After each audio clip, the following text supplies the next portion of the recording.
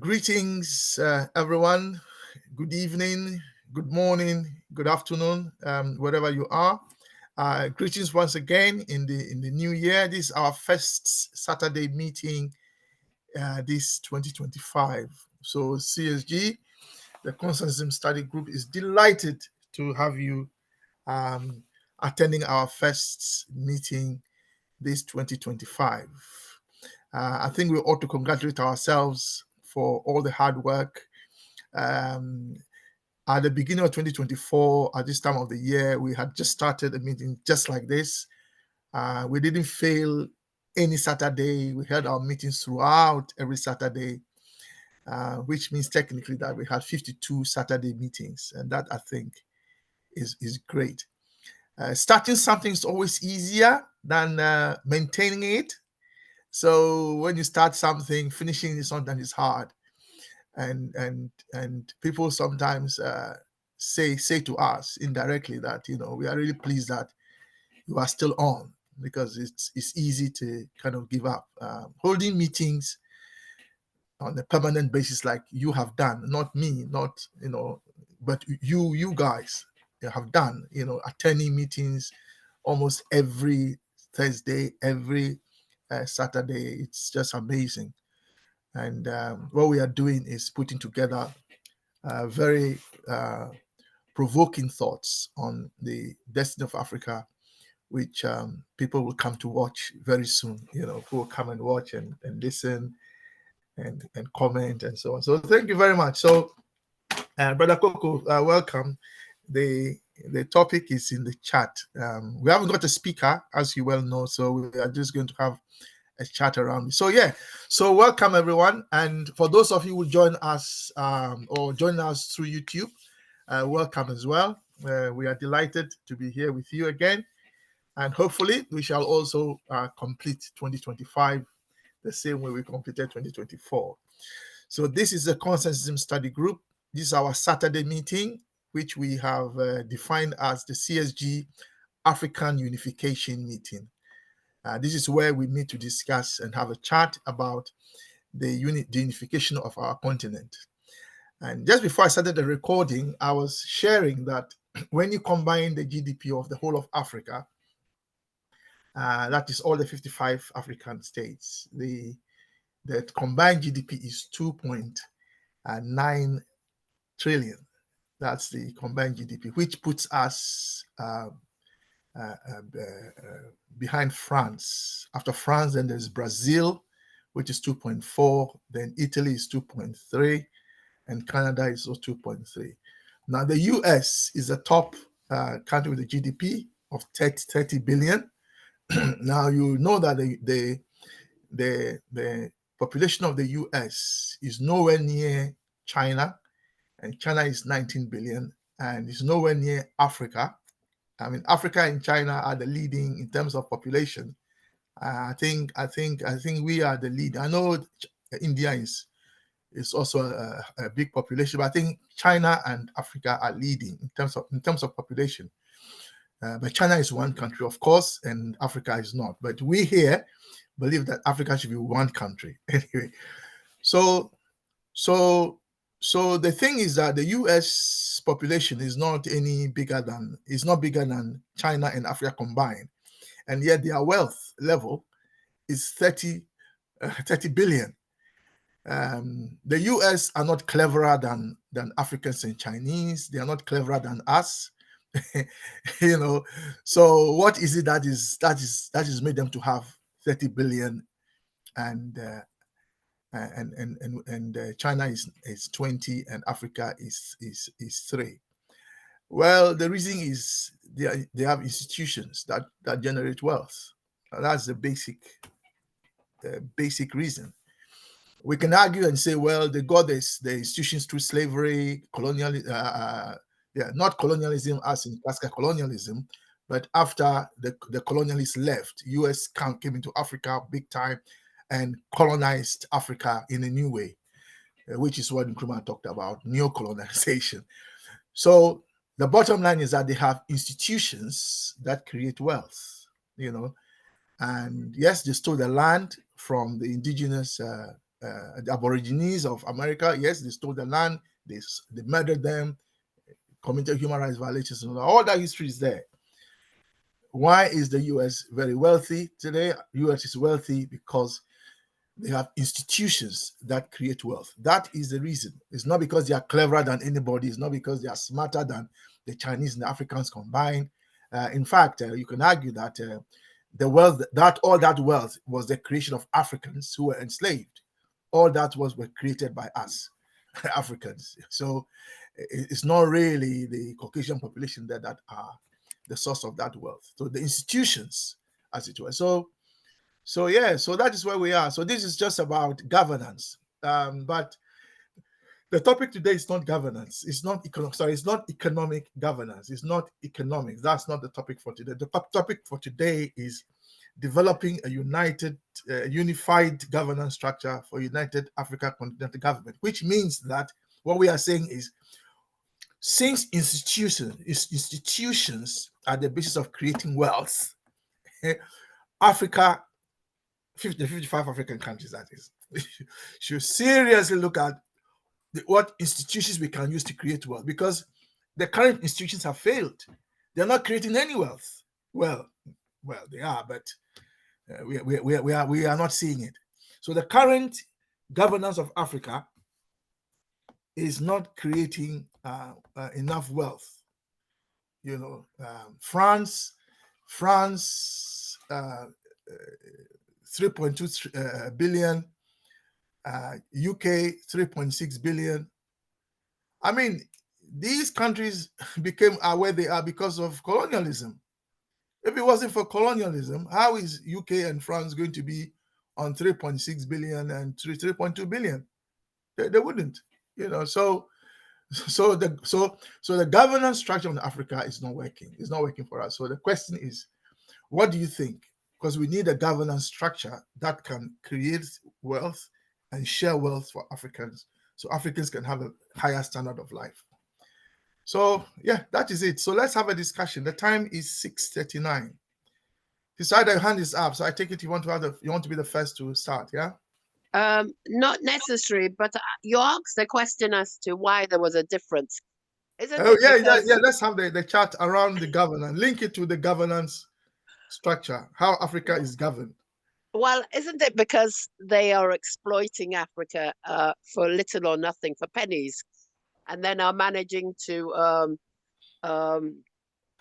take the raw materials and make them into something and then export it back to Africa, whereas we're not using our raw materials to produce things as such. Yes. So then the question is, so you are right. The question then is, if the current governance system is not stopping what you've just described, what do you think we should do? Because clearly, maybe the take the neo-colonialist governance structures we have are not working. Maybe we should take a leaf out of the Sahel countries and start producing our own. They were showing us the gold, their own gold that they'd manufactured in their country, even numbered it 1, 2, 3, etc. So maybe and not only just their gold, but their other institutions that they're building, the transports that they are manufacturing there. But it's either focus on the governance. So that not governance? That's all about governance, because most governments, they expect other people to come and do that for them. No. What I mean is that the current governments in office are military governments, and the military, that is not their job. They've had to step in because civilians have failed. There have been civilian governments in office and they failed to do the right thing. So now the soldiers, so the population who are now soldiers, I say, look, these politicians are just not doing what they have to do. So now we're going to step in and take corrective action. So that's what they've done. But the question is having military governments, is it sustainable? Is that, are we saying that Africa, the whole of Africa, should come under military government? I mean, that's what... I wasn't saying that. I said we should take a leaf out of... No, I'm not saying you are saying. So I'm saying That's a discussion I want us to have. Yeah. Well, all I can say is that if they're pointing the way to something good, the rest of the governments need to be looking at it and also doing the same. Or else we as the people of the countries need to be ousting those governments. Thank you. Yeah. Is that what you have to say? Anyway, so if you've just joined us, we do have. the topic is. Yeah, go on, Saida. I'm just about the topic. The topic is developing a united. It's in the chat. Developing a united governance structure. Sorry, developing a unified governance structure for a united Africa continental government. That is what we are discussing today. Sister Ida has mentioned the Sahel, the Alliance of Sahelian States, and the question is, they are a military alliance. Do we think that is the way forward for Africa? And if it is it sustainable to have the military run in Africa when the militaries are not designed to run a government? Yeah, so that's Brother Kwame, can I just make one last comment, which is that we have a ballot box. Of course, then Brother Kama will come in. Yeah, go on. Yes, that we have a ballot box, at least most countries, not all, but there is such a thing as the ballot box, which is what I was saying, that, we oust people if they're not playing their role. That's really what I was suggesting. Thank you. Yeah. Okay, Brother Kama, please come in. Thank you. Very nice topic, anyway. And I'm not learned in these matters, but I think you guys that are learned economists, you should be able to tell us the truth. But here's what I read.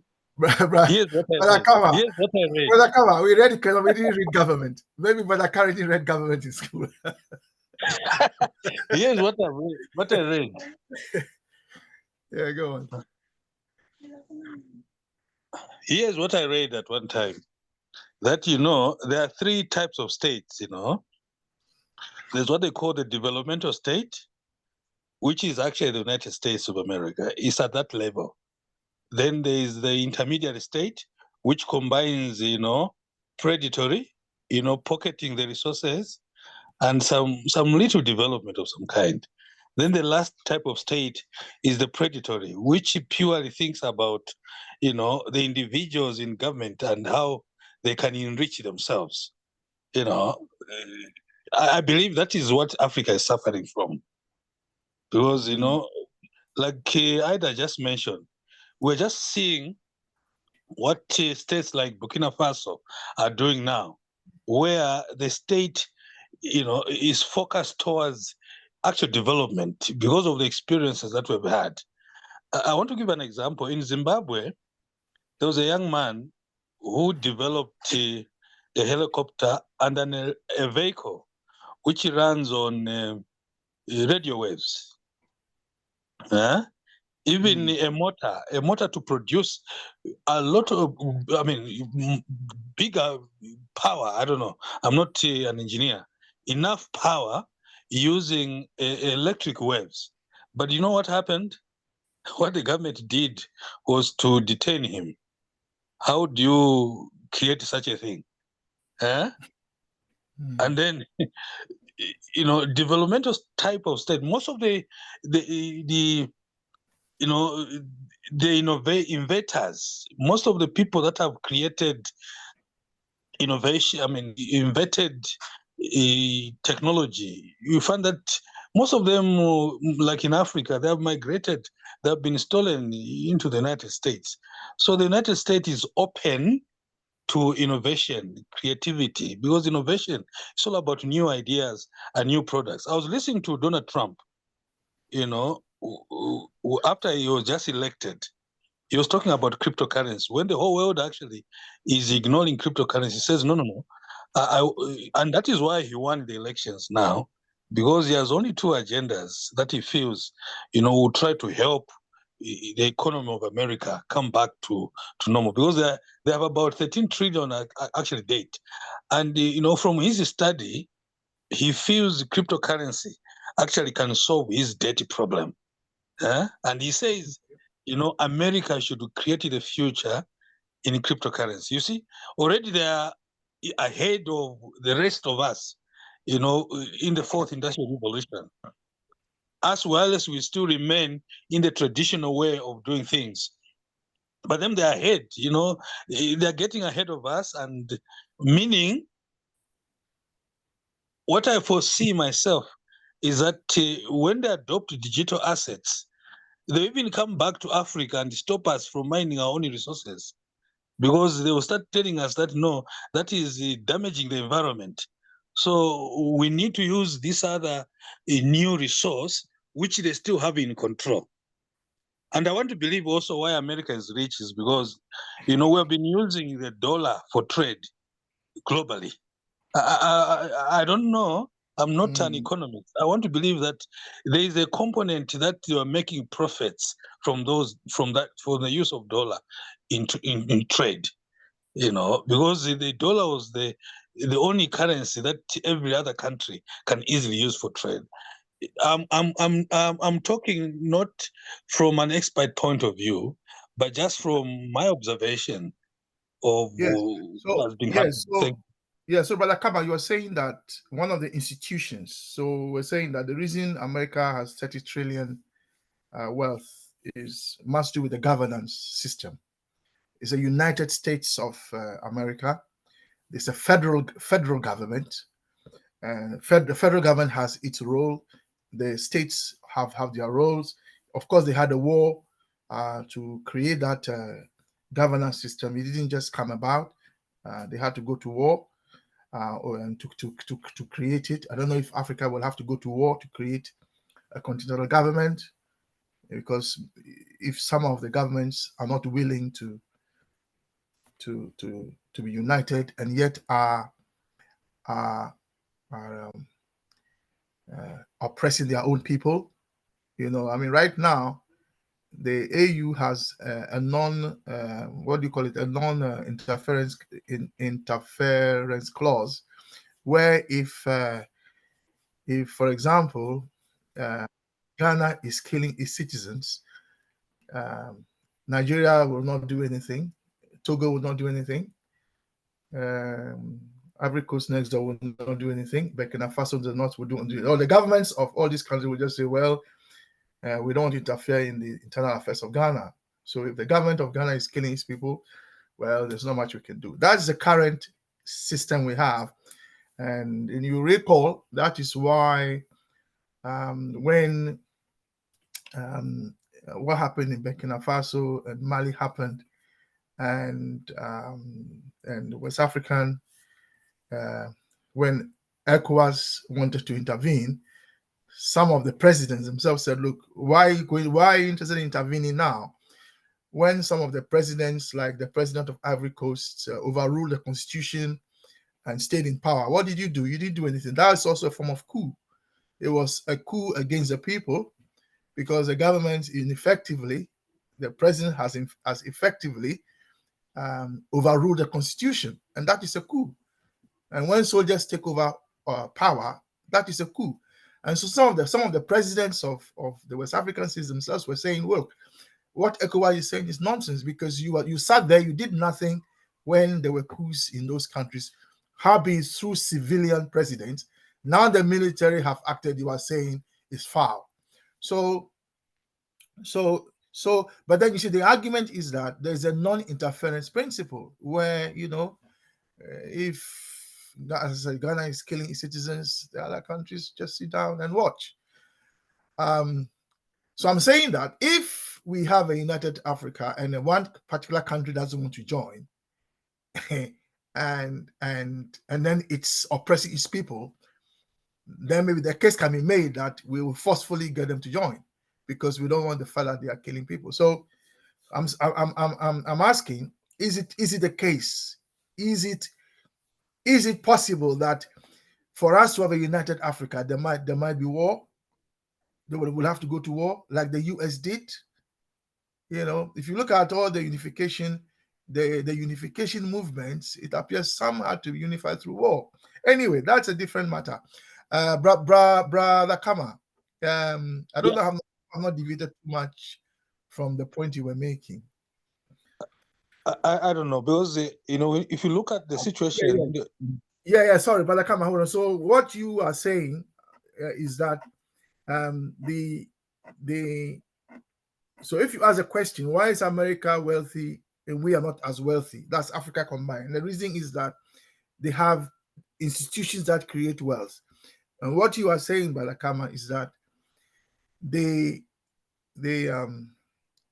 way in which the global economy is structured, such that the American dollar is a currency of last resort. That's a currency, that's the reserve currency for all the economies on this planet. You are saying that is one reason why they are wealthy. The answer is yes. So remember when Gaddafi wanted to change that system, they killed him, because if Africa now has its own currency and doesn't do transactions in the American dollar, it does it in the dinar as Gaddafi wanted, then it means that we will be creating our own institution where we'll trade amongst ourselves and trade with other countries, and then they will have to use our currency, and then suddenly it's 1-to-1, 1 dinar to 1 pound. You remember when it was 1 pound to 1 naira? You remember those days? Even For 1 quarter. one naira to 1 pound. I mean, that was how powerful it was in those days. But anyway, it's continuous. So I am supporting what you are saying, that institution where the US dollar is the global reserve currency, that is part of what has made them wealthy. Yes. Though when you look at how America became united, because at the first time they went to invade, because those guys, I don't know if the history is correct, they came from the UK, from Britain, to go and settle there. Then they conquered all those Indians that were there. But I don't think this could be the situation with Africa. We have seen the devastating effects of war. What we need actually is... oh, no, Brother Kama, you are referring to the population of America, how America became populated with Europeans and other. Yeah, that is different from the War of Independence, where the industrial North and the slave owning South went to war. Yeah, that is a different argument, and there's a different part of the history from the fight for independence from the British. So the Americans wanted to be independent of Britain. They went to war.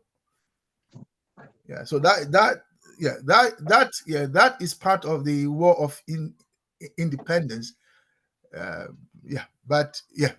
So we are not suggesting that kind of war is what will happen. But anyway, continue your thoughts.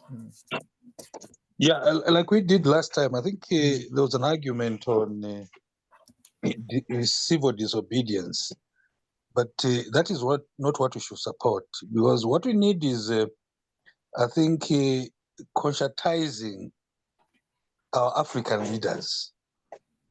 I don't know if I understand the word conscientizing.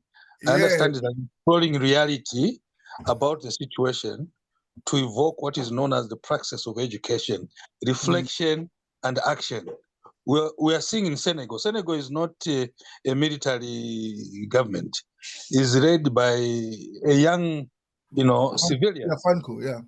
Who has been well informed, who understands what they want in Senegal. From the experiences we've gone through, we have a young leader. If we can create leaders like the leader that is in Senegal, I don't know if I'm right that he has also asked that there will be no military bases in Senegal. So we've heard. I was just reading today. Yes, so we've heard. And the thing about Senegal, Kama, is that like India, they have never had a military coup since independence. Yeah, what we need is we cannot do the future with old psychology. what we've had is puppet leaders. Leaders, remember I talked about the three types of states. Much of the African leaders have been predatory type of leaders, because the wealth is just circling within those in power, their families and their associates. Their interest was not actually developing our countries. Now we need to grow leaders ourselves, produce leaders that who sit in those offices with the African agenda, to free ourselves from our former colonial masters, so that we manage our resources ourselves and we grow wealth from our own resources. I just wonder, here in Zambia, I mean, they are supposed to create what they call the Robito corridor from Angola up to Zambia here. It's a railway line.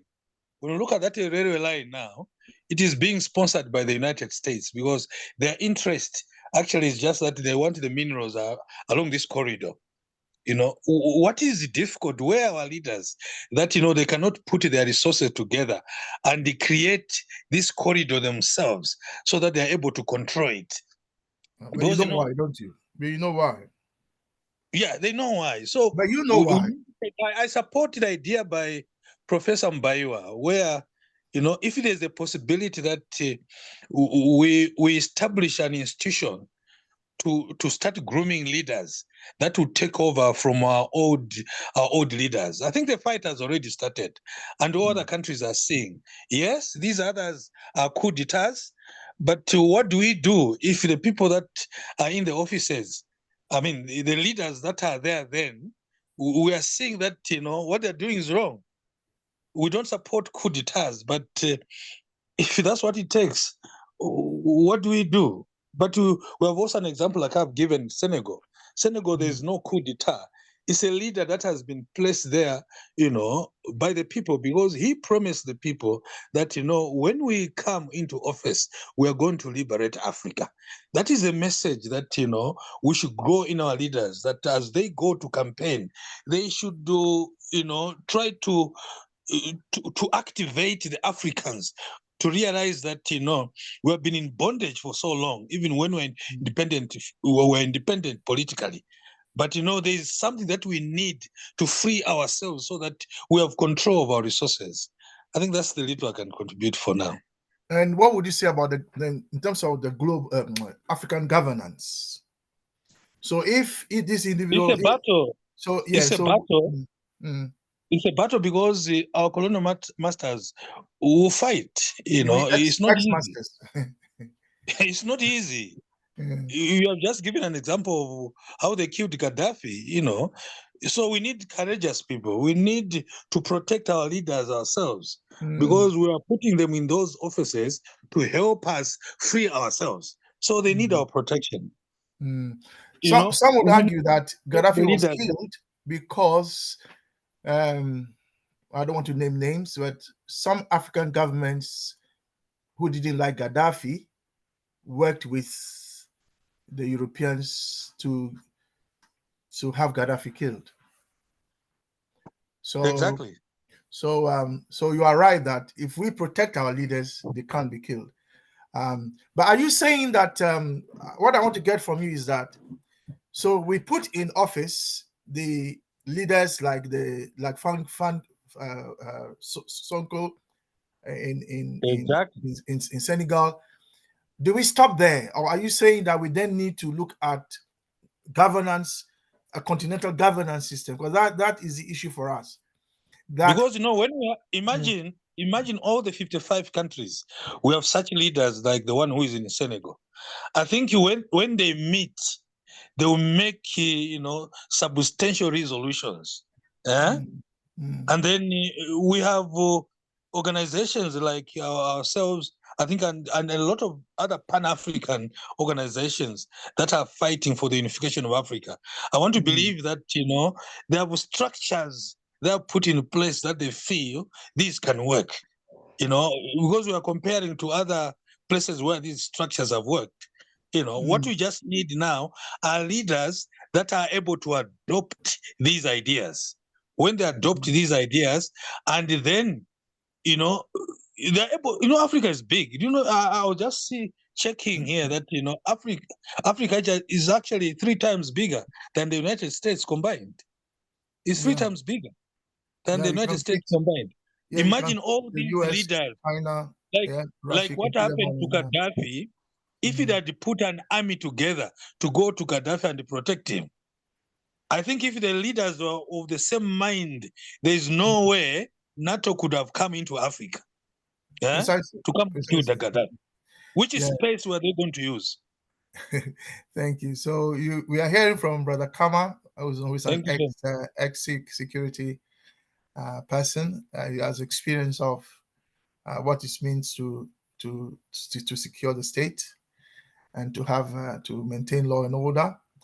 If you've just joined us or are here, our topic for today is developing a united governance structure for a united Africa continental government. And we are going around and hearing from everyone. So Brother Carrington and then Brother Che. Brother Carrington. So Brother Kama has mentioned the need for us to have leaders like Sonko of Senegal in office.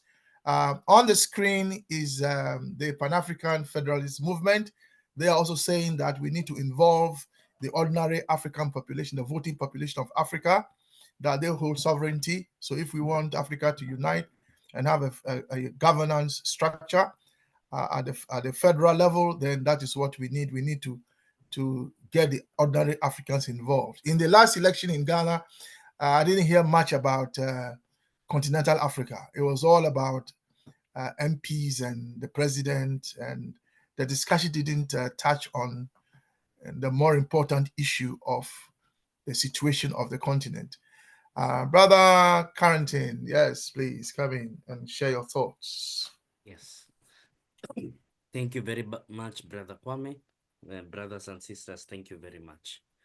I think we are in agreement. People who are here are already in agreement that there is a coordination problem in the continent. And this coordination problem is causing us a lot of political, economic, and social failures. And coordination problems in any society, even a society of just 100 people, a small village, a coordination problem comes purely from failures of leadership. Okay? So any failure of leadership that appears in any community will cause a coordination problem and will cause that community to be weak, and therefore that community can be exploited by a more well-coordinated group of people. So our leaders, I have to be harsh about this, are largely responsible for the failures of the continent, as well as its minor successes. Okay? Now, why do we have a coordination failure? Why are we struggling to sit down and coordinate our activities? One, we don't have a strong central structure, as all of you already recognize. Now, what can we do about it? Because we have elaborated on the problems for a very long time. My suggestion is federalism. I think federalism is a very powerful idea. But for federalism to work, there are two things that need to happen. One, the presidents who are right now very busy kidnapping 20-year-olds in the continent should start releasing some of their executive power to the African Union. It is difficult, they will reject it, but this is why the public pressure is important, and public understanding of why this is important is crucial. So once a little bit of executive power is surrendered to the African Union, such that the African Union has a command of an integrated military, the African Union has direct command of other executive functions, certain fractions of the tax collected by all these countries are automatically wired to the African Union, the African Union begins to be strong. And once it begins to be strong, it starts to be attractive to these politicians, these power-seeking politicians. So instead of harassing us, in Kenya, for example, they start thinking about more powerful ideas. This unification must be multidimensional. So we are not going to be able to politically unite without a social and economic unification. And doing it in steps is going to cause problems. If we economically unify before we politically unify, we will end up in the same position that the European Union is, in a quagmire where economies are linked, but people are not linked. And then Britain feels like it needs to leave the European Union because too many Polish people are coming into Britain. So if we do economic integration before political integration, before social integration, there will be problems. Otherwise, if we also force political integration without social and economic integration, the political system of the continent will collapse. And this is why, partially, African states are very unstable. They are politically unified systems which are not socially unified. I am more likely to view myself as a Kikuyu than as a Kenyan. And I'm more likely to view myself as a Kenyan than as an African. And that is a problem of social unification. But Brother Carrington, Yes. you see yourself as Kikuyu, nothing wrong with that. Mm. But if you look at the borders of Kikuyu, don't you stride to new colonial states, or are you all within Kenya? Oh, we are, the Kikuyu are centrally placed within Kenya, but you're right. There are some very many tribes that are between Uganda and other. Kenya and Tanzania. Okay. You're right. Yeah. Right, but the Kikuyus are mainly are all in Kenya. Is that correct? Almost entirely. Yes. Entirely. Okay. So there Yes. are other nationalities that Yes. stride to nations. So I am an Ewe in Ghana. So we are in Togo. Yeah. We are in Benin. We are also in Ghana, and we are also in southwest Nigeria. That's so interesting. yeah, so we are in 4 states across the coast. So in that sense, if the 4 countries were unified, we have no problem. Yes. Now on the other side of Ghana, you have the Akans, and we have Akans in Ivory Coast. So again, there is that link there. And then in Zimas, where Nkrumah comes from, there are also Akans. Also on the coast, on the Ivory Coast side, they have their relatives there. So if you look at the whole continent, actually, we are just one people subdivided by the Europeans for their own benefit. Yes. I'm trying to suggest that even the Kikuyus, you find the Kikuyus have a lot of dealings with the other ethnic groups. Definitely. So I'm trying to suggest that perhaps the social problem will not be as much because we are already talking to one another. We're already chatting one another. And what is happening in South Africa is quite different because we think it is a political system that is causing that. The ANC as a party is not leading on this issue, whereas we here, all of us here, our countries supported them. Even when I was in school, there were Zimbabweans, there were South Africans in Ghana in our schools. Yes, Kwame Nkrumah was training. Mugabe we grew up was with them. Training. You see, so some of the young ones in South Africa right now are not aware of all this rich history.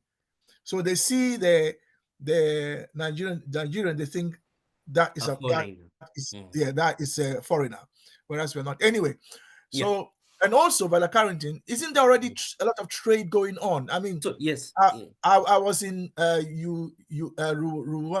I was in Rwanda, and I found that there was a trade fair, and there were people from all over the continent in that trade fair. There was a woman from Ghana. There was guys from Egypt. I mean, it was just basically wonderful.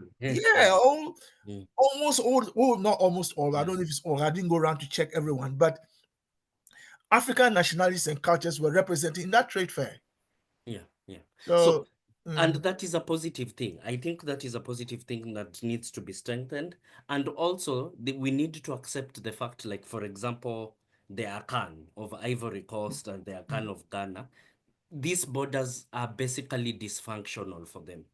Like, for example, in Kenya, the border between Kenya and Uganda is basically dysfunctional.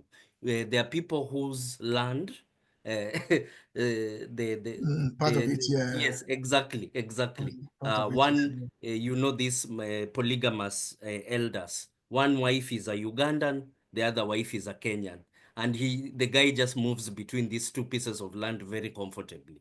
And people trade with each other. People go to drink beer in Uganda and then come back to Kenya and vice versa. Because the borders don't make sense makes fundamentally. sense, These are yeah. the same people. These are their neighbors. So I get the point of social interactions already exist and they need to be strengthened. Economic interactions exist and they need to be strengthened. There's a problem between the border of Kenya and Uganda, especially to do with the export of Ugandan agricultural produce to Kenya. So all these, what you call neocolonial states, and they are neocolonial states, are interfering with the common social flow, the natural social flow and economic flow of the continent. So our political system is not in step with our social and economic systems, and this is one of our major problems. That is all I'm trying to say. Yeah. Yeah, And thank you. then the last point, I would like to respond a little bit to Brother Kama. I agree completely. Brother Kama has nailed something very important as to why the United States is a successful nation. They were able to coordinate a relatively large area effectively.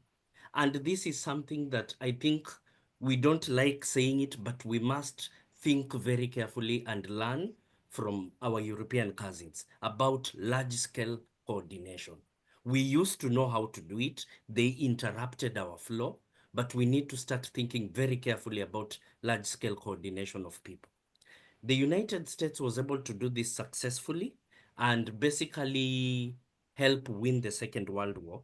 And as a form of payment, they built this system called the Bretton Woods system, where the United States currency was basically going to underwrite international trade.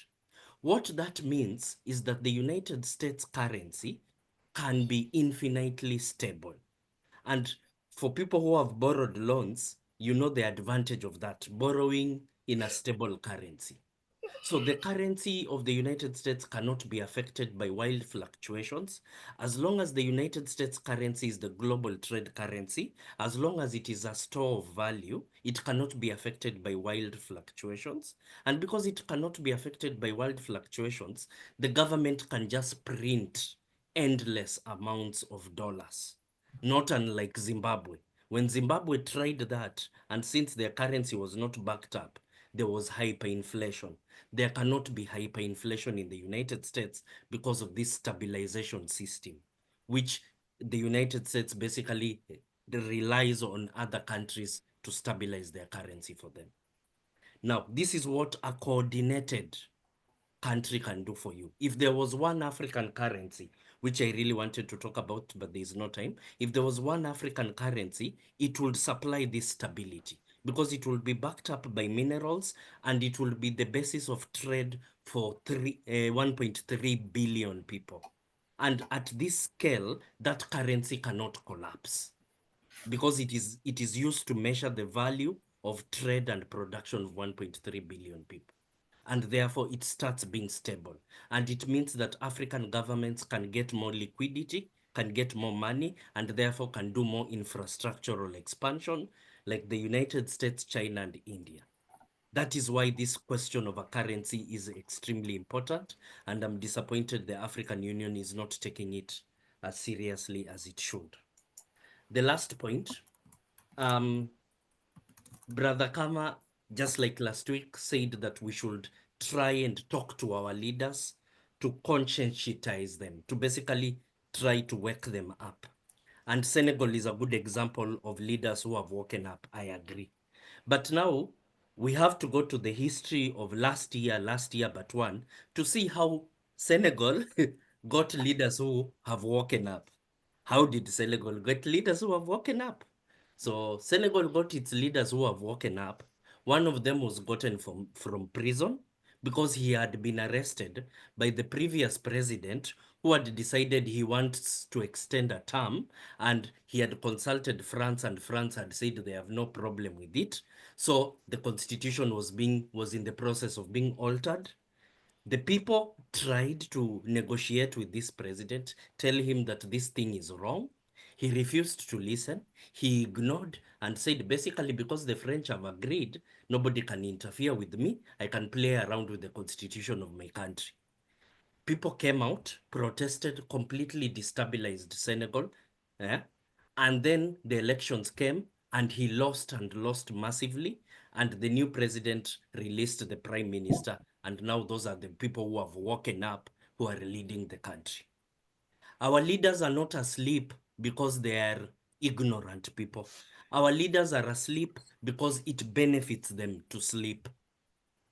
It benefits them. And therefore, I cannot sit down if I got the opportunity with William Ruto and convince him to stop kidnapping 20-year-olds. He has already made that decision while being very awake and being very aware of the consequences to the country.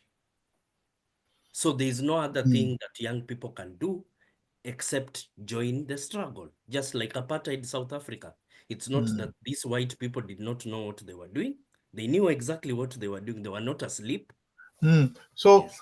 currently, what is the implication of that for the African governance system? Because that is the issue here. We are discussing developing a united governance structure for a united Africa continental government. So what is the implication of what you are saying for that project? There are two things that I would like to point out here, and I agree with Brother Kama on this, that there's this idea of the coup belt. Why is there a coup belt in Africa? There's a coup belt in Africa because there's a band of countries for which civilian governments had completely lost control of. Yeah, if you go and investigate the issue, there were terrorist groups operating in these countries. Civilian leaders had lost control of the country.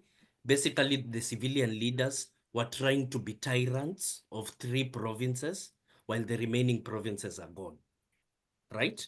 And now this becomes a problem for the next country. The problems of Zimbabwe have become problems of South Africa, as you have talked about, Brother Kwame. Now, if we do not sit down and first restructure our governance, and then more importantly, coordinate our governance, the problems of Kenya will become the problems of Uganda, and the problems of Uganda will become the problems of Rwanda. We are not going to run away from each other. So we need to sit down, remove these leaders who have chosen that they want to sleep. They can go sleep in their large mansions. We have no problem. And then we sit down and talk to each other about how do we basically give people power. Yeah, we deconcentrate power from Africa's political class back to the people. And then the people, naturally, because they trade and interact with each other, will start to understand the need for a coordinated African geopolitical entity. That is my understanding. Yeah, no, thank you very much. Let's go to Brother Che. Che, you work very much with the Skiller Institute. Yeah. So what do you have to say about developing a unified governance structure for United Africa Continental Government? Well, thank you so much, comrades. I think that the way forward for us to develop Africa is it's in its unification of first of all the various structures. If Africans can come up with a unique continental legislative structure where we have a single elected government and parliament making laws and policies that govern the entire people of Africa, that's a way forward, which is possible through the people coming together and declaring a state of Africa. And we are aware, of course, that we have the AU, which is, of course, not meeting the needs of the African people. But I think that the African people can develop a continental legislature through, and also develop an executive council with rotational executive leaders from time to time to manage the affairs of the continent. You know, that is going to give a real sense of unity and the eradication of the borders. And of course, because the people of Africa are one, these borders were created. We all know how it came about. And also the unification of the judiciary system, because there is no way that we want to unite the people, we won't unite the structures that govern the people. So if we are able to do these things, that will facilitate easily the trade, economic aspect, which... Brother Che. Yes, please. Yeah, hold your thought. Let me bring this in so you can continue. But the African Union framework as it is today has an assembly of heads of states and government, which is the highest decision-making body. It has an executive council, which is composed of the foreign ministers. It has a Pan-African parliament, which is a legislative body, and it has an AU commission.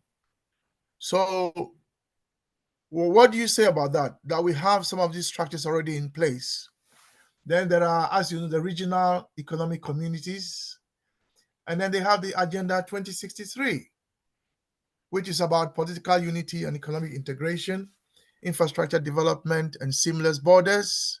And you know, there's a borderless Africa movement, and there is a sustainable development and good governance practices.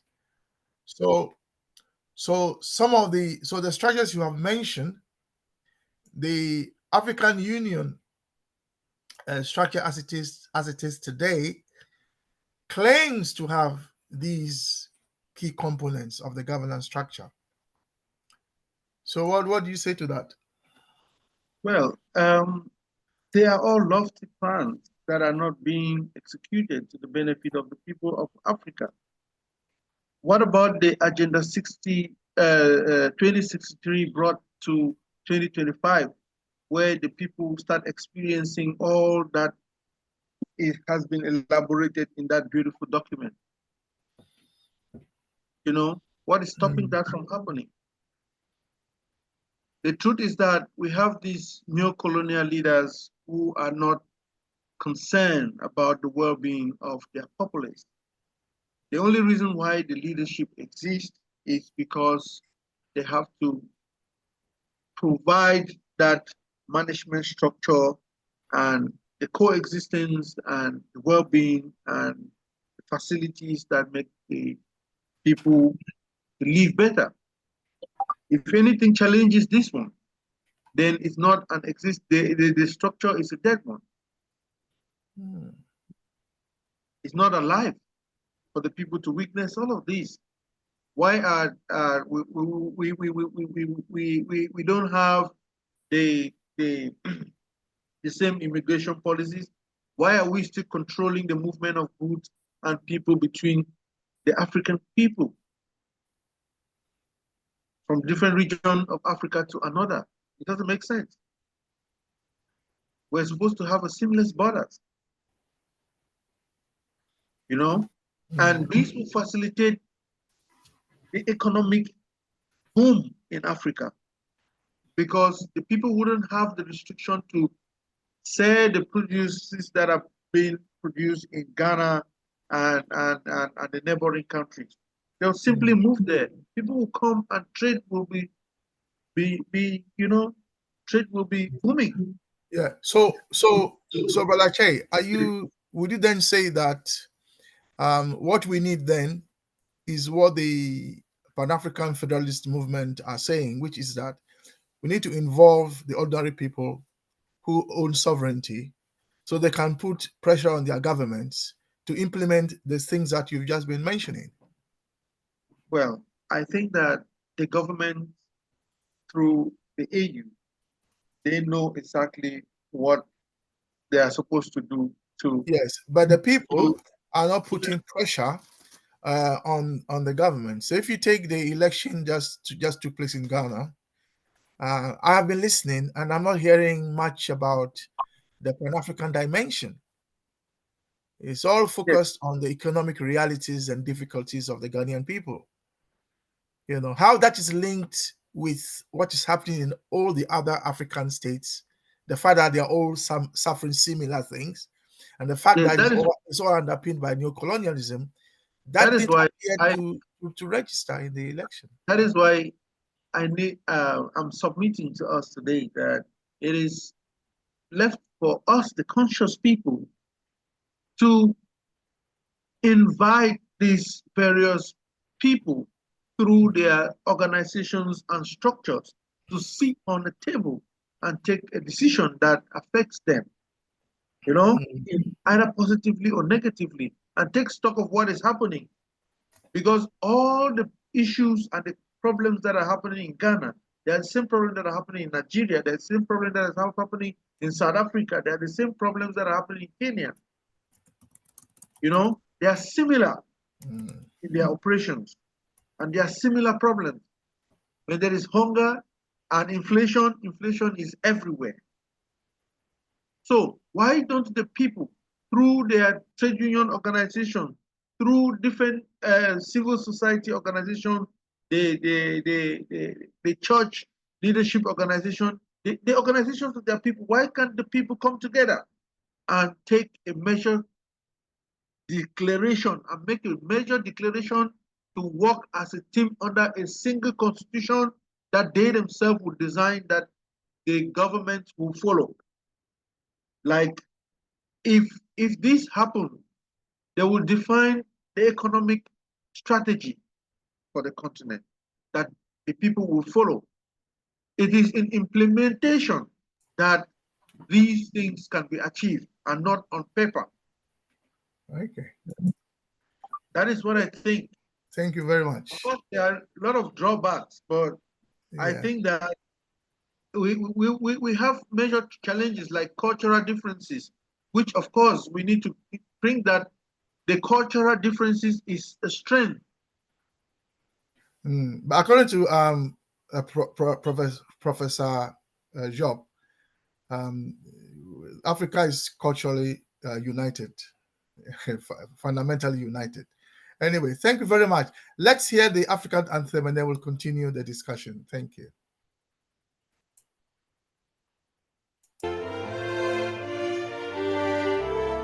This is the English version this week. Let us all unite and celebrate together the victories won for our liberation.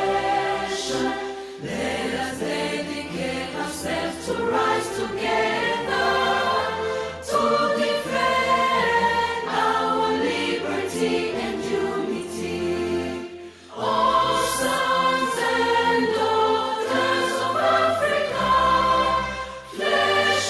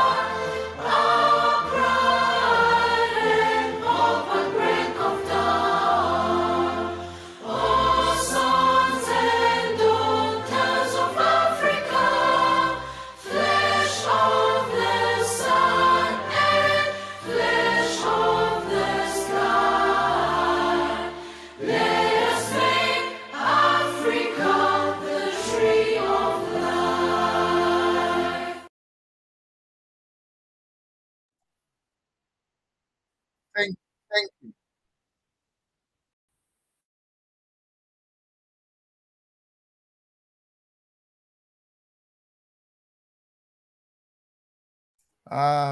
Right. Let's hear from others. So we've heard from Brother Kama.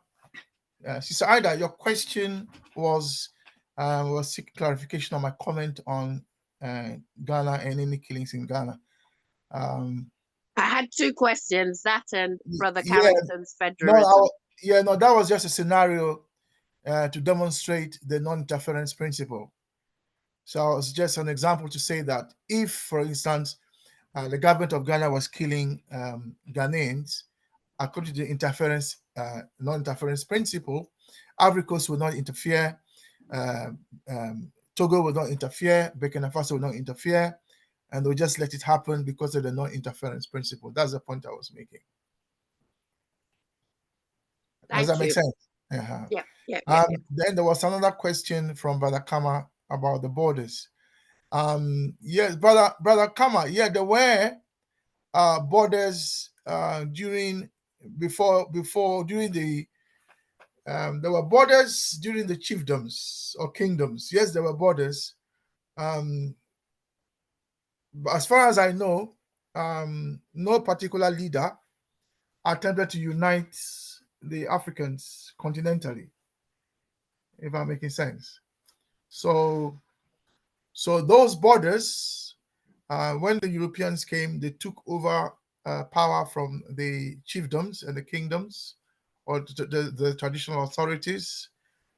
They took power from them without their authorization, and then they drew new borders. So the answer is yes, there were boundaries between chiefdoms. The Ashanti Kingdom of Ghana, for instance, as you know, at one point it stretched to this beyond Ivory Coast, and then it stretched to eastern Nigeria, western Nigeria. So yeah, so the Ashanti Kingdom was huge. It had borders, yes, but I'm not aware that the Ashantis made any attempt to unite Africa. So those borders were not an issue that prevented unification, if I'm making sense, Brother Kama. So the Ashantis didn't try to unite Africa and found that the borders were a problem. What we have today is that we are in a situation where we are new colonial territories, and the borders are a problem because our armies, our militaries in each African nation, one of their duties is to defend those borders. So how can we have armies that are defending the very borders that we want to go? So that is a problem. Am I making sense, Brother Kama? Exactly. Yeah, I think like you did allude to, is that when the Europeans came, our colonial masters, they took advantage of the type of life that we had, that we still had borders. So that is still in our DNA. That's why there's so much resistance, even amongst the current leaders that we have, that we should unite Africa. Except now, we need to be open-minded that, our situation now requires that, because of what we've gone through, requires that. I'm looking at China and India. I think why this is easy for them to be what they are as one big country, because I want to believe that China, they're just one tribe. They're able to communicate in one language. Yeah, China has China has about 50 different ethnic groups. But the thing about China is that they have one written language. That is what unites them. So although they all speak different languages or different variations of languages, all of them write one language, which is one written language. That's what unites China. So with respect to India, with respect to India, India wasn't united. Did you use India? You said, yeah. So India was united because of Mountbatten. Mountbatten got the heads of the kingdoms to sign the accession treaty, which created India as one country, and then they carved out Pakistan for the Muslims. If the British and the French had wanted Africa to be a united country, they could have done the same for Africa. So the Zulus will sign, the Ashantis will sign, all the chiefs will sign that they now have given up their territorial ambitions or territorial rights, that they are now part of a united Africa, like India did. So we are back to political will, whether or not the educated Africans who are now in charge of governments across the continent have the political will. But the Carrington says they are asleep. They choose to be asleep. Do they have the political will to unite the continent, as they have the opportunity in the AU to do that? Because the structures have already been provided in the 2063 agenda and in the 2063. Or do our traditional leaders also have the political will to do that?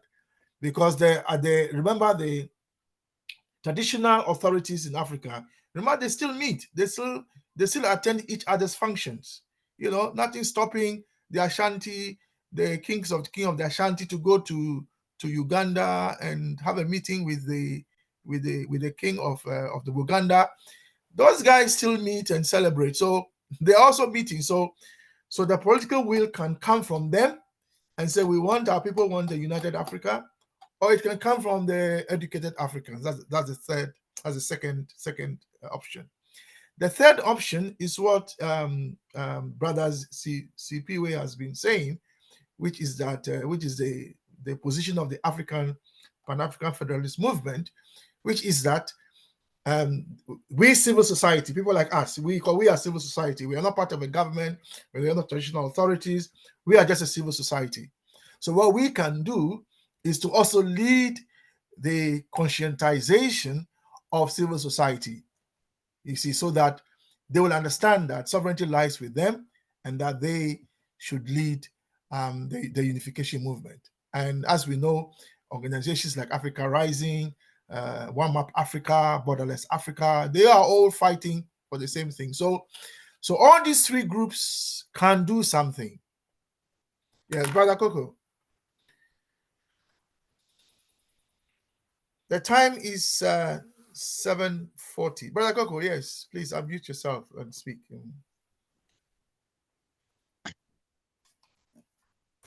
Greetings, comrades. Yeah, greetings, brother. I was worried that the time will run because we are heading towards 8 now. Yep. My Sorry, observation. we didn't start on time, bang on time, but okay, that's fine. Thank you. Next time, yeah. One sister in our group said we will be awakening as Africans, and I looked at the screenshot of how many we are here tonight. There are 7 of us. Currently, we are 8. 8 of us now by now. Yeah, there was 9, but brother Renumi left. And yeah. Sachizomo also had to go somewhere. So absolutely, so it would have been 10. Yeah. Okay, but my point is that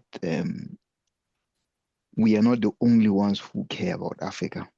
Mm-hmm. We're not the only Pan-Africans in the whole world. Yes. So if we really wanted to go anywhere as Africans, the first thing is to take initiative, is to care for Pan-Africanism, is to care for our unity. Don't we? Yeah. But if we are not doing that, then who else is going to do that? Yeah. That is, I think, the biggest thing which, So you know that even this meeting we are having, Sister Ida was the one that inspired it, So I agree. So are we misbehaving? Even though we cared, we didn't think we should have such meetings until it was brought to our attention indirectly by Sister Ida, and that's how we started this Saturday meetings. So sometimes people care, but they don't know what to do. Am I making sense? I hear you, and I'm not going to hold you to ransom over that, or those people who don't know, but there are people who know because we share these invitations in our groups all the time. We share them. Brother Pigman is in my group too. He's in many groups. He's even in GAC. He shares these meetings. But at the end of the day, you find that only a few of us are conscientized about this. So the less of us care about this, then the slower progress is going to be. That is number one, which is the point I was trying to make. Yeah, but what I Then- would say, Brother Coco, sorry to interrupt you, but what I would say is that in itself should not be a problem because, even if you take a political party, those who actually lead the party are a few compared to the entire membership. And there are people who just want to vote for you. They don't want to be part of any grand schemes, any meetings. They just want you to let them know when they can vote for you. So there are a lot of supporters who just want to vote for borderless Africa. They don't want to get involved in all the discussions. They just want to see a borderless Africa, if that makes sense. So let us not be disheartened that too many people haven't joined our meeting. I'm not disheartened, but I just want to make a point, and I'm going to make a further point about that, to say if we have to talk about any governance system, it has to involve the people. We talked about democracy and we critiqued its weaknesses and said democracy doesn't have a sound grounding because it's only a few people who in the end choose who leads in the end.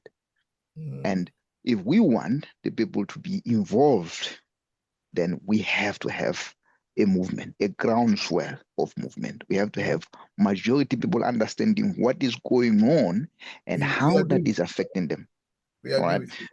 So the problem I see here is that we are now preaching to the converted and we need to move on to preaching to the others. So we need to ensure that the others know about the issues we face as Africa. Can you pause there? Let me respond and you can continue. So on the question of that, we here are not so much preaching to the converted. What we are doing is having a conversation around the topic for today, which is the developing a united governance structure for a united Africa continental government. And what we are hoping is that this discussion is being recorded, so it will be shared on the YouTube, so it become part of the discussion around that. So what we are doing is we see ourselves as part of that wider discussion, as opposed to preaching to the converted. Yeah, thanks. Okay, brother. I'm going to ask again that I go on and then see if you can come in the end. So I'm going to quote a reading from Dr. Nkrumah's New Colonialism, the last stage of imperialism, because this year is 60 years since he wrote that book. And he wrote that book to awaken the Africans, but the Africans are still sleeping. By sleeping, I mean metaphorically. He said, the essence of neo-colonialism is that the state which is subject to it is in theory independent and has all the outward trappings of international sovereignty. In reality, its economic system and thus its political policy is directed from outside. So having said that, I will have to remind all of us that we got political freedom, so-called political freedom, but we never got back what is the economic freedom. And to me, that's important. Without that economic emancipation, we are not going anywhere. And we have seen our AU, or our so-called African Union, go ahead with the African Continental Free Trade Area, prioritizing that above all else, because that project has gone ahead now, is trying to unite the Africans through economic means. I worry because that means all the companies, all the neo-colonialist companies which have been operating in Africa even before we got so-called independence, are then going to be even strengthened in that state. So whatever governance we dream about, anything we dream about, we are going to continue to be a province of Europe, a province of imperialist West or the North, those who have capital, who have accumulated capital by enslaving people like us, by colonialism of our countries, our people. So as long as we continue to subjugate ourselves to those countries, continue to export the raw materials, we are not going anywhere because we are not taking power back. So true. So brother Coco. Yes. So link what you're saying to the solution, which is developing a united governance structure for a united Africa continental government. So now what we have is we have the Bretton Woods partitions, which we got since 1884. Probably the only country which was born after that is South Sudan. The others come from all the way back from 1884. We continued with that. And if we don't take power, we don't take control back, then we continue to experience what we call divide and rule. And by divide and rule, we are weakening ourselves. So the only way we can do that is uniting, breaking down the colonial borders, breaking down the Bretton Woods partitions, which is what the Alliance of the Sahel have done successfully or are in the process of doing. Right now, we talked about our kingdoms, which I like that you quoted the accounts, you quoted the Iwis, you quote the Zulus. We are talking about they are the Zulus in South Africa, they are the Ndebelers in Zimbabwe, they are the Ngonis in Zambia and Malawi, and they are the Shangans in Mozambique.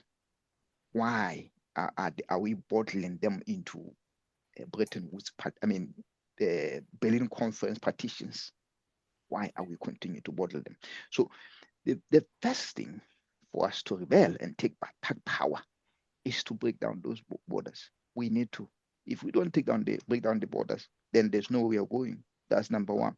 Number two is we are being domesticated or socialized to the religion which we are continuing to practice.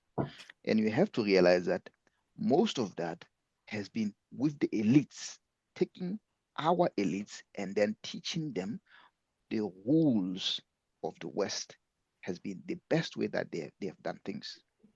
And the only way to take back control there is to turn this upside down. We have to take back control. A revolution is the only way that it will happen. I think someone mentioned a war. Maybe a war, but I think we need to take back control. The suffering masses have to be the ones in power because we are the principals. They are only our agents. But up until now, we have let them be. We have continued to suffer silently underneath them.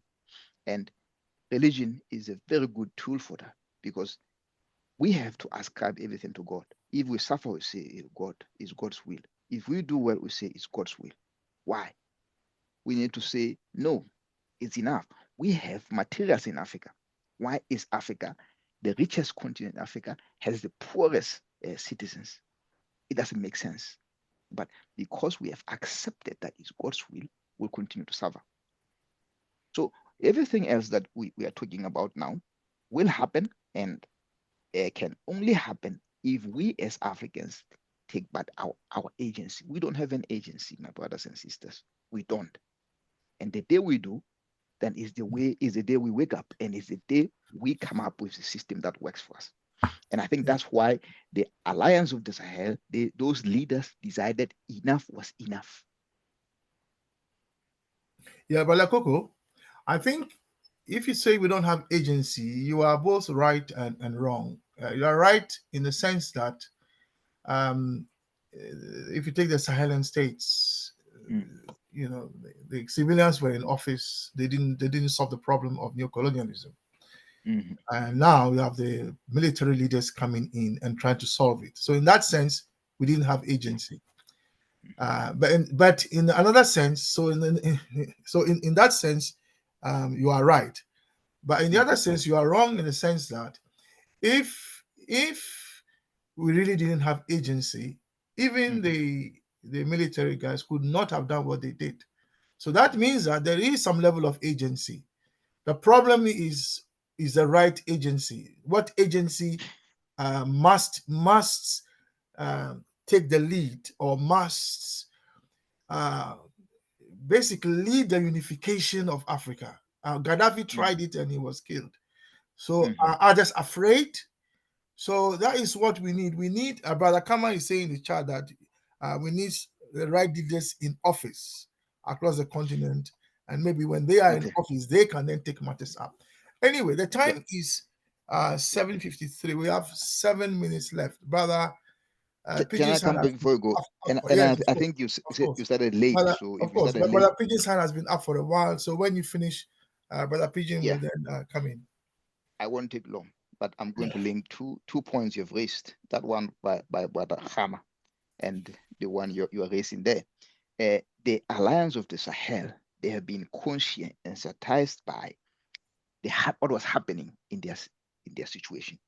You take the case of Traore. Traore said he was in a camp somewhere in the north where they were suffering from the attacks by the jihads.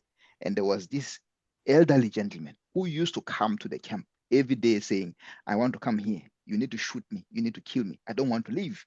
So Traore lived the pain of his people. He understood what these people were going through, because this man had suffered. His family had been slaughtered.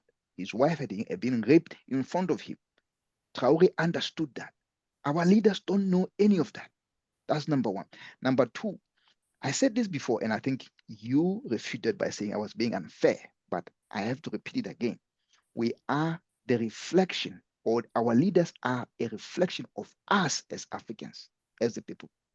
So we need to conscientize everyone so that the leaders who we have there in the end are the people who are fighting for us. Yeah, but I don't think you will say that those in office reflect you, Brother Coco. I don't think they reflect you. So I'm sure they do. Maybe they reflect some Africans, but they don't reflect all of us. If they no, I have to disagree again, because I got the same education that most of them got.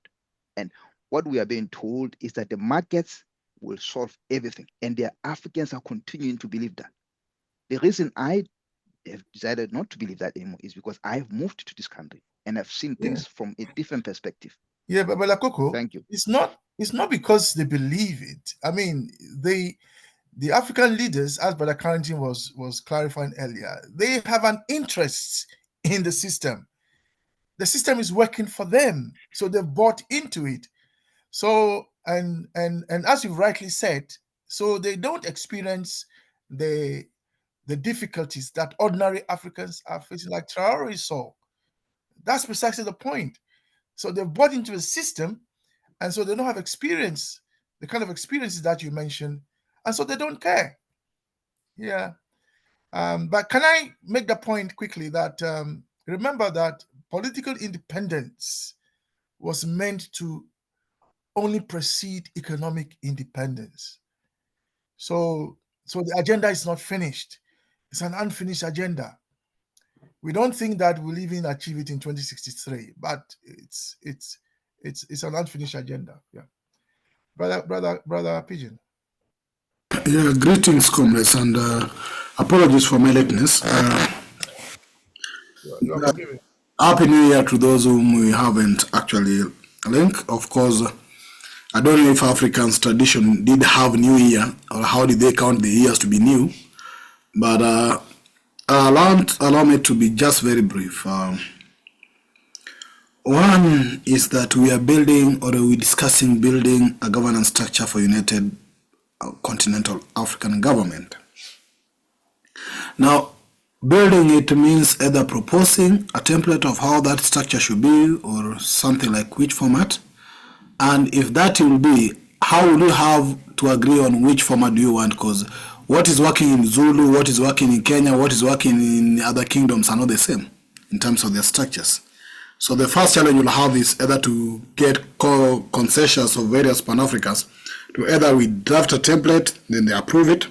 But even once we have now that template of that governance structure, what is the implementation roadmap? Because the implementation roadmap will depend on the political or politicians, because who will then implement it is the politicians through the political process. Or either they did the referendums in their country to approve in their parliaments that this is the structure we are adapting as a continent. So I see that still being, of course, part of the process that you have to go, because proposing and making a proposal is one thing. The implementation of that proposal is the most important thing that then impacts what you want as a continent.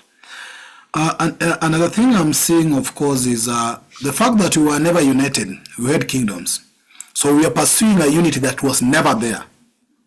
We want to make it to be there for the first time, because even the kingdoms were never united. So that's also calls for another clear format on how do we use it. So we don't have any template to work on that was ever existing. Basically, what we are doing is trying to forge something that never existed. But I think also because we share almost same culture and so many things in common as Africans, it might be possible for us to agree on that format of a united Africa. Issues, of course, of political goodwill and consciousness is coming up. And these are conversations I've been having with some people actually. Having conscious leaders require conscious citizens. There's no way you expect to have conscious leaders who then have to be elected through a political process, which is their so-called democracy, where unconscious citizens are going to participate. So the key thing is then having conscientized citizens who can also equate to conscientized leaders, who can then elect conscientized leaders. People voted President Ruto here, you can ask them if they were conscious. They were not. And those are key issues that we'll have to face as challenges as we move forward. So there are two ways. We work on Pan-Africans, we have also to work on the citizens. And that's what I think about this. So thank you very much. Sorry for being late once again. No, it's fine. You are forgiven. So, Brother Pigeon, from what I'm hearing, you are saying three things. You are saying, one, we have a job conscientizing ordinary Africans. This is what PAFM, Brother Sifiwe, have been saying. That's number one.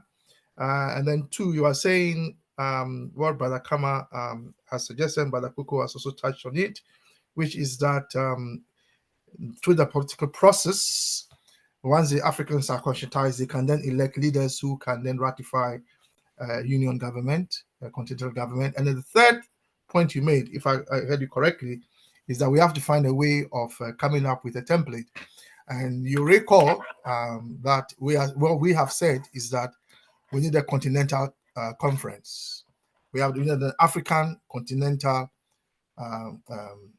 constitutional conference where we debate and agree on a constitution.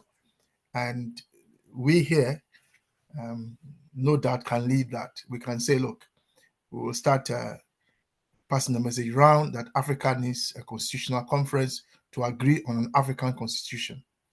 But that means we have to look at, as Brother Pigeon has said, all the other constitutions, including the AU's own constitution, and see how that can work out, how can be worked out. It might be that we'll do what Brother Carrington has said, which is that the heads of state cede some powers to an AU. For example, they cede to the AU all foreign policy, for instance, and then we see how that goes. So all African governments going forward cede their foreign policy to the African Union, and then maybe then something else. So it can be done gradually or at once. It's up to us. So we need a constitutional conference. The time is 8:01. Thank you. Brother Pigeon, were you saying something else? If not, let's bring the meeting to a close. Thank you all for coming. We'll hear any announcements from Brother Pigeon. Next week, Saturday, I believe the topic will be on, let me just check, unless you have it ready, Brother Pigeon or Sister Ida.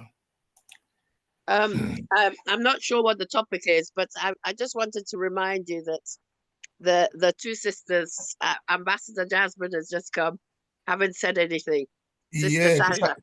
Sister Shaza has put something in the chat. I don't know if you. Oh, if you actually, sorry, read it. I didn't read No, it. no, that's fine. So Sister Shaza is in agreement, and she's shared her thoughts on that. I have ticked it. I have replied to a comment. Who was the other sister? Who was the other sister you mentioned? Ambassador Jasmine Rose just she's just joined in. She's only just come in, yes. Yeah, Ambassador, you have you owe us a presentation on the Lumi. Is it the Lumi? So please don't forget. Right.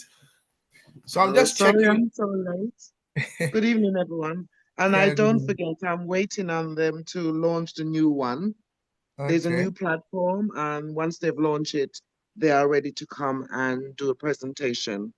That's the Lumi team. Wonderful.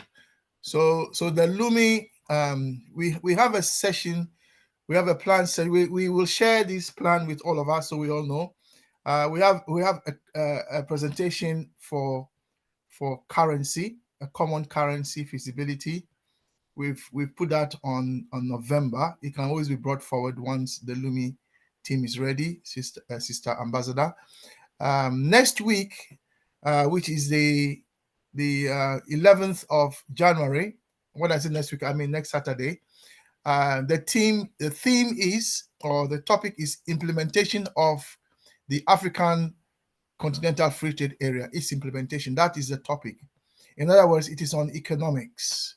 So that's a topic for next week. Brother Pigeon, are you able to make further announcements, and then we close the meeting? Thank you. Permit me to thank members who have been with us. Of course, as Brother Coco said, is that we are open enough to anybody who want to join. Therefore, we don't force or dictate or actually demand presence for those who are not willing. We actually look forward to as many people as they wish, but we are also open to have our conversation as long as you are available. Even if you are 2 or 3, we keep our conversation moving. Actually, we will have shared all the recordings of the previous classes. This week's recordings will also be available as usual on Tuesdays of next week. And another thing is, we will continue also with our class for philosophy, consciousism class. I request people, at least those who have never attended that class, to please try their best to attend it. It's always the same time, and we ask you please to try your best to attend it. And then, as Brother Kwame has announced, the next Saturday schedule, our Kiswahili class will still resume on this Tuesday. We will be still having our Kiswahili class.